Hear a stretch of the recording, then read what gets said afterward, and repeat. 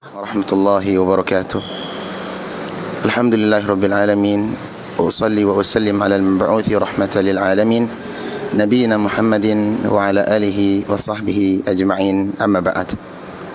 Pemirsa sekalian, kaum muslimin dan kaum muslimat yang dimuliakan Allah Subhanahu wa taala, semoga Allah berikan kita taufik dan tambahan ilmu serta keberkahan daripada umur di dalam kehidupan yang kita jalani ini. Ketahuilah, semoga Allah memberkahi kita semua, bahwasanya Allah Subhanahu wa taala menjadikan cara di dalam pengobatan di dalam Islam hanya dibolehkan terhadap dua perkara saja. Yang pertama, ada yang disebut dengan cara berobat dengan sistem dengan cara syar'i. Yang kedua, ada yang disebut dengan cara al-kauni. Cara syar'i adalah berobat dengan yang Allah dan Rasul kita tunjukkan secara jelas dari dalam nas yang terang, baik itu dari Al-Quran ataupun sunnah Nabi sallallahu alaihi wasallam, seperti berobat dengan cara meminum madu, ya, yang Allah Subhanahu wa taala mengatakan di dalam Al-Quran surah An-Nahl bahwasanya madu itu adalah syifaun linnas, yaitu obat bagi manusia. Atau berobat dengan sebagaimana petunjuk Nabi sallallahu alaihi wasallam, berobat dengan ruqyah, atau berobat dengan cara al-hijamah, berbekam, ataupun berobat dengan yang dijelaskan di dalam hadis-hadis yang sahih dari Rasulullah sallallahu alaihi wasallam. Ini cara berobat yang pertama. Cara berobat yang kedua yang dibenarkan dalam syariat kita adalah dengan cara al-kauni, metode kauni, yaitu berobat dengan sesuatu yang terbukti atau sesuatu benda yang memang Allah Subhanahu wa taala menjadikan zatnya sebagai sebab, dan itu terbukti secara baik secara medis ataupun secara pengalaman, dan memang di dalam zat itu Allah jadikan kita berobat, ya, ada hubungannya antara obat dengan penyakit, ya. Maka seperti pengobatan dengan kedokteran, ya, atau pengobatan dengan medis, atau pengobatan dengan meminum buah-buahan yang itu memang terbukti secara labor, dan boleh kita berobat dengan cara ini. Inilah dua pengobatan yang dibenarkan di dalam Islam. Adapun metode pengobatan yang selain daripada itu, maka kita khawatir jatuh kepada pengobatan yang tidak dibenarkan dalam syariat, atau disebut dengan metode pengobatan syirkiyah. Ketahuilah saudaraku kaum muslimin, setiap kita manusia membutuhkan pengobatan. Kenapa? Karena sunnatullah yang berlaku di alam semesta ini, bagi setiap manusia pasti mereka akan ditimpa dengan rasa sakit. Ketika seseorang sakit, mereka akan memiliki rasa cemas, rasa takut yang luar biasa. Namun terkadang ketakutan itu ada orang yang berlebihan, ya, yang membuat seseorang kehilangan kontrol, kehilangan arah, dan mereka mau mengeluarkan uang, bagaimana mereka berupaya untuk sehat. Terkadang metode pengobatan yang ditempuh benar, dan ini alhamdulillah, ya. Akan tetapi betapa banyak manusia mencari metode pengobatan dengan cara yang salah, Ketahuilah saudara kaum muslimin, yang memberikan kesehatan di alam semesta ini hanyalah dialah Allah Subhanahu wa taala. Di antara nama Allah adalah Asy-Syafi. Nabi Ibrahim alaihissalam, ketika beliau berkata sebagaimana yang disebutkan oleh Allah dalam surah Asy-Syu'ara, Nabi Ibrahim alaihissalam berkata, wa idza maridtu fahuwa yashfin. Apabila aku sakit, hanya Allah yang akan menyembuhkan. Perlu diketahui bahwasanya yang dituntut di dalam agama kita adalah berobat dengan cara yang benar. Berobat dengan cara yang benar. Apabila Allah mempertemukan antara penyakit dengan obat, maka insya-Allah akan diberikan kesembuhan. Tetapi kalau tidak, maka hendaklah kita bersabar. Sebahagian besar dari saudara kita kaum muslimin justru terjatuh kepada mencari sistem pengobatan yang keliru. Ada yang mencari dengan pengobatan yang aneh-aneh, datang kepada orang yang disebut dengan orang pintar namanya, yang bahasa lainnya adalah para dukun, paranormal, ya. Ini adalah hal yang keliru dan aneh. Padahal di dalam Islam, ya, kalau kita melihat metode pengobatan para dukun, ya, secara umum adalah pengobatan yang keliru. Yang dimaksud dengan dukun di sini adalah dukun, ya, seperti orang-orang yang meramal, yang bisa mengetahui kondisi perkara-perkara gaib, atau orang-orang yang bisa mendeteksi penyakit dengan sistem bedah ayam, ya. Ini adalah bentuk salah satu daripada ciri dukun, ya. Bukan dukun yang diistilahkan oleh sebahagian orang seperti dukun beranak, tidak. Ya, dukun beranak bukan itu yang dimaksud dalam syariat. Tetapi apabila dukun beranak memang tidak ada jampi-jampi yang mereka baca, tidak ada permintaan kepada selain Allah, dan mereka murni mengetahui mengobat dengan cara berurut, ya, dan dia mengerti tentang anatomi tubuh. Ini bukan dukun yang dimaksudnya. Dimaksud adalah dukun yang memang mereka mengobat dengan bahasa Minangnya adalah dengan taqwa. Artinya dengan perkiraan, ya, dengan perkiraan yang itu bukan sesuatu yang pasti, dan ini tidak boleh. Banyak orang berobat kepada dukun, padahal di dalam Islam, ya, Nabi kita sallallahu alaihi wasallam sebagaimana dalam hadis yang dikeluarkan oleh Imam Muslim, Rasulullah SAW pernah bersabda bahwasanya man ata'arrafan aw kahinan fa sa'alahu an syai'in lam tuqbal salatahum 40 yauman aw kama qala sallallahu alaihi wasallam. Siapa saja yang mendatangi dukun kemudian bertanya kepadanya tentang sesuatu, ya, apa saja bentuk pertanyaannya, maka tidak diterima solatnya selama 40 hari. Perhatikan saudaraku kaum muslimin, kita mendatangi melakukan sesuatu, cara berobat yang salah atau menanyakan sesuatu yang tidak kepada tempat yang dibenarkan oleh syariat, maka resikonya sangat besar. Ibadah kita tidak diterima selama 40 hari. Bagaimana kalau Allah takdirkan kita, semoga Allah lindungi kita daripada cara yang salah, Allah takdirkan kita wafat di masa dalam 40 hari itu, ya, sementara ibadah kita tidak diterima oleh Allah. Bagaimana beratnya pertanggungjawaban ini?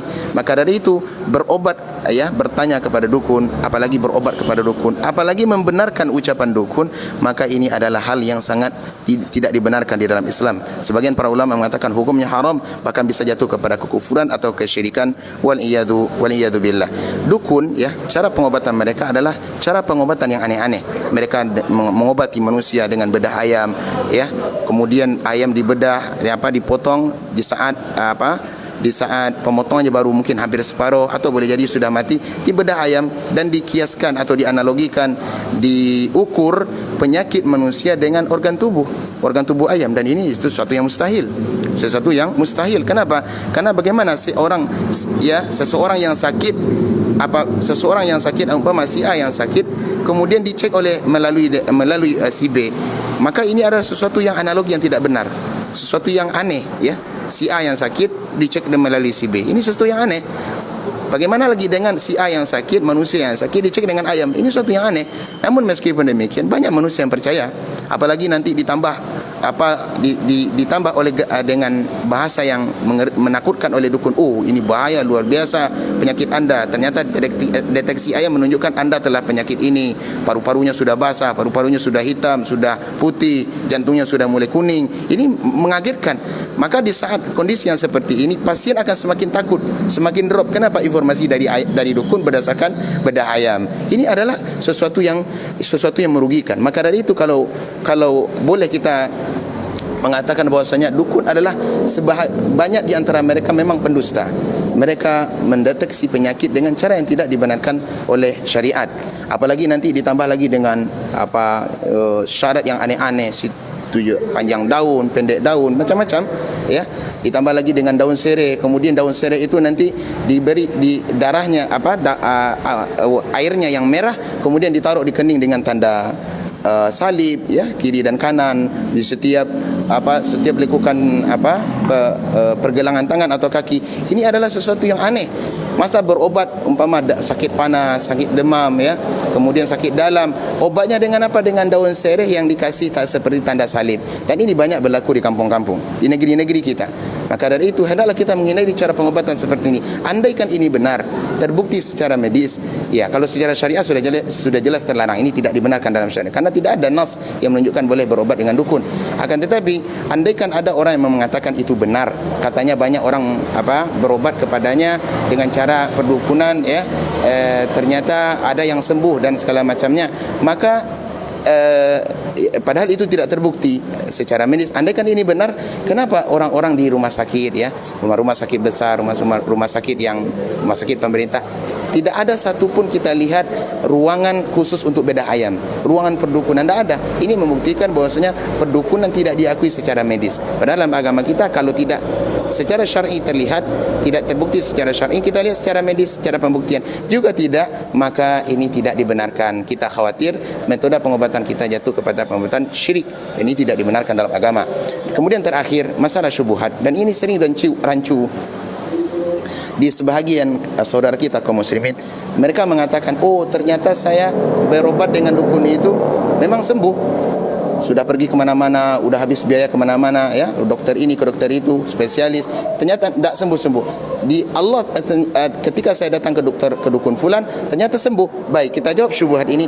Ini adalah kerancuan di dalam berdalil. Kenapa?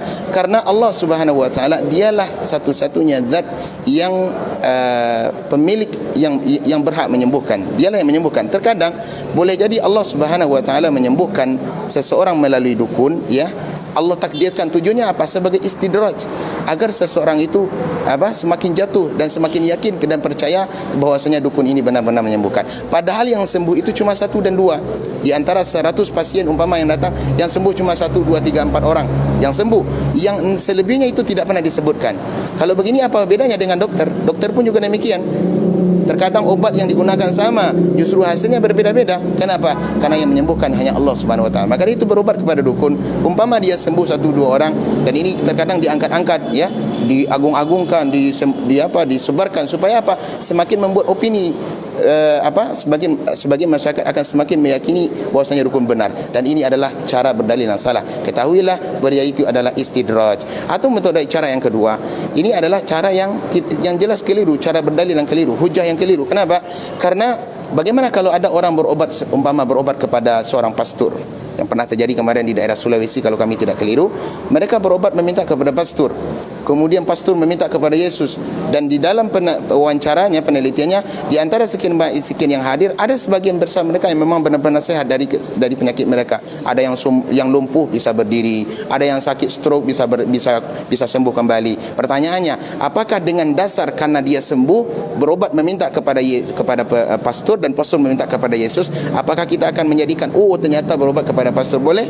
Dan itu tentu hal yang analogi yang tidak benar. Maka dari itu kami nasihatkan kepada kaum muslimin bahwasanya dukun yang terkadang ada orang yang sembuh, sebagian orang yang sembuh, ini bukan dasar atau alasan bagi kita untuk membenarkan perbuatan dukun itu. Kenapa? Karena boleh jadi Allah Subhanahu wa taala menjadikan sebab memenuhi hajat kita dengan cara yang salah. Tujuannya apa?